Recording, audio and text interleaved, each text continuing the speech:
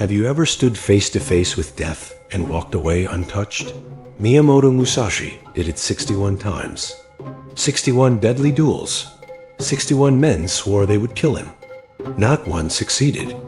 Born into chaos, Musashi lived in a time when swords weren't just weapons, they were survival. In feudal Japan, a duel wasn't a sport, it was a life and death confrontation. And Musashi never backed down. He didn't wear shining armor or ride with armies. He walked alone, often barefoot, unshaved, wild like a ghost with a blade. But inside that wildness lived something sharper than steel, a mind forged in silence, solitude, and suffering. Have you ever met someone who didn't fear death because he had already faced it too many times? Musashi wasn't just a swordsman. He was an artist, philosopher, and seeker of truth. He fought not just with technique, but with presence, patience, and deep understanding. This is not just the story of a warrior who never lost. It's the story of a man who discovered that true victory isn't defeating others, it's mastering yourself. This is the untold path of Miyamoto Musashi, the man who walked alone and became invincible. Miyamoto Musashi was born in 1584 in the small village of Miyamoto, nestled deep within the rugged mountains of Harima Province, Japan. He entered a world drenched in blood, the Sengoku era, a time when clans clashed, warlords ruled, and peace was a distant dream. From the moment Musashi could walk, he was surrounded by violence and uncertainty. His father, a samurai and martial arts instructor, was strict and cold, his teachings sharp as a blade. By the age of 7, Musashi was already learning how to fight, not play, fight. He was small, unpolished, often dirty and unkempt but fierce. There were no warm lullabies or safe childhood games, only the sound of clashing swords and the fear of dying young. Have you ever seen a child forced to grow up too fast? Musashi didn't have a choice. He was only 13 when he fought his first real duel. The opponent was a trained adult samurai. Musashi won. That was the moment the boy disappeared and the warrior was born. But even then, deep inside him, questions lingered. Was strength only about killing? Was the sword just a weapon or a path? Musashi's early years weren't just about survival. They were about transformation. He wasn't just being trained to fight. He was learning to walk alone. And from that loneliness, a legend would rise. Have you ever walked a road with no map, only instinct to guide you? After his first duel at 13, Miyamoto Musashi left his home and began wandering across Japan. Alone, unarmed but for his wooden sword and a mind sharpened by survival. He called this journey Musha Shogyu, the warrior's pilgrimage. He sought not war, but mastery. Over the next decades, Musashi challenged and defeated the greatest swordsmen of his time. But what made him terrifying wasn't just his skill, it was his unpredictability. He used wooden swords when others used steel. He arrived late to duels, barefoot, disheveled, as if he didn't care. But it was all strategy. He studied not just technique, but human behavior. He watched how people moved, breathed, hesitated. He didn't fight to impress. He fought to understand. In 1604, Musashi faced the famous Yoshioka clan in Kyoto, one of the most prestigious sword schools in Japan. He defeated their best swordsman and their next heir. Then, when they plotted revenge, Musashi fought a final battle against dozens of armed men alone, and he won. Have you ever imagined someone turning battle into art? That's what Musashi did. But his journey wasn't just about duels. He began to look inward. He studied calligraphy, sculpture, painting, and Zen philosophy. He started to believe that the sword and the brush shared the same path. Musashi's life was full of movement, but it was never aimless. Every step, every duel, every brushstroke taught him something deeper. He refused to take students. He refused to settle. He believed true mastery could only come through solitude, suffering, and observation. In 1612, Musashi fought his most famous duel against Sasaki Kojiro, a master swordsman known for his deadly long sword, the drawing pole. They met on Ganryu Island. Musashi arrived late again, but this time he carved a wooden sword from a boat oar as he rowed to shore. With a single, calculated strike, he killed Kojiro. Then he turned and walked away. No celebration, no pride, only silence. Have you ever done something extraordinary and felt nothing? Musashi wasn't chasing victory.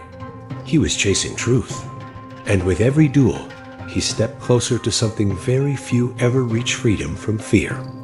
Have you ever mastered something so completely and still felt empty inside? Miyamoto Musashi's life was filled with victory, but not peace. Behind every duel, behind every triumph, there were invisible wounds. He lived most of his life without a permanent home, no family, no children, no students to carry on his name. He slept under trees, in caves, on cold temple floors. He ate little, spoke less, and trusted almost no one. Why would a man who never lost live like someone who had nothing? Because Musashi understood something most warriors didn't: winning on the outside means nothing if you're lost on the inside. He fought so many times, he forgot what peace even felt like. The duels gave him clarity, but they also left him isolated. Have you ever chased something for so long, only to wonder why you began? Musashi began to feel the weight of his choices. He had turned away from love, from comfort, from community, all for a path of perfection that never ended. As his fame grew, so did the number of men who wanted to kill him. Musashi lived each day knowing death could come from any direction. Even as he aged, he never allowed himself rest. In his 50s, Musashi withdrew to a remote cave in Kyushu called Regando. There, he meditated, wrote, and looked back on his life not with pride, but with reflection. In that cave, he began writing Daku, The Way of Walking Alone. It wasn't a book about how to fight. It was about how to live. And it revealed his greatest challenge wasn't any warrior he faced. It was himself. What does it mean to win every battle, but still search for meaning? Miyamoto Musashi's legacy is more than his undefeated record of 61 duels. He wasn't remembered simply for how he fought. He's remembered for why he fought and what he discovered along the way. Musashi became a symbol of the warrior who seeks more than victory. He blended the art of combat with the art of life. His book, The Book of Five Rings, is still studied around the world, not just by martial artists, but by leaders, entrepreneurs, and thinkers. Because it wasn't about how to kill. It was about how to think, how to adapt, how to remain calm in chaos. Have you ever faced a moment where thinking clearly mattered more than being strong? Musashi mastered that. He taught that timing, awareness, and self-control were more powerful than speed or strength. He showed that true mastery isn't in defeating others, it's in conquering yourself. Musashi's artwork, his calligraphy, ink paintings, and sculptures also reveal a man of deep sensitivity, a man who could create beauty even after years of facing death. His life impacted not just Japanese history, but human understanding of discipline, mindfulness, and purpose. Today, statues of Musashi stand tall across Japan. Schools still bear his name. Films, books, anime, and games continue to draw inspiration from the lone swordsman who never lost. But perhaps his greatest impact is the quiet lesson he left behind. That true strength lives in simplicity. That silence can be sharper than a sword, and that the greatest warrior is the one who no longer needs to fight. Have you ever heard words so clear? They cut through confusion like a blade. Miyamoto Musashi didn't speak often, but when he did, His words struck deep. He once wrote, "You must understand that there is more than one path to the top of the mountain." Musashi believed there was no single way to live, to fight, or to succeed.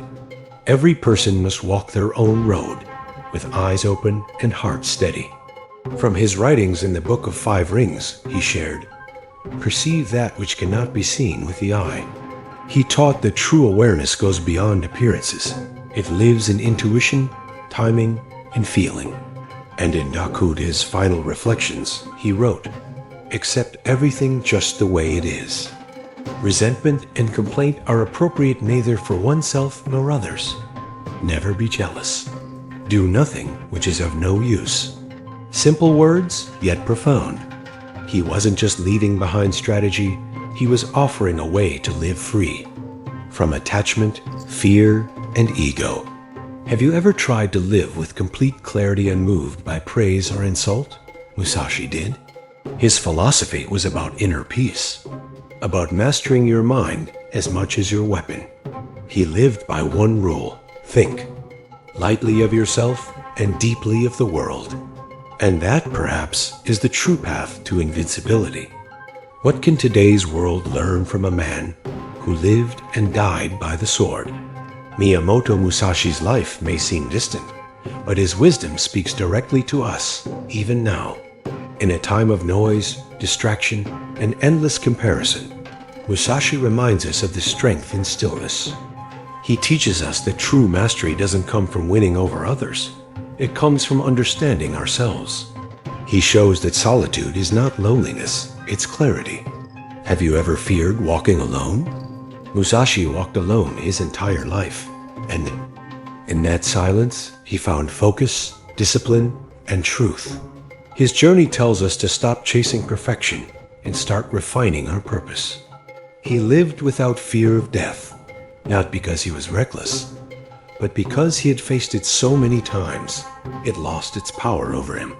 In today's world, courage isn't found in battles, it's found in honesty, discipline, and walking your own path, even when no one understands it.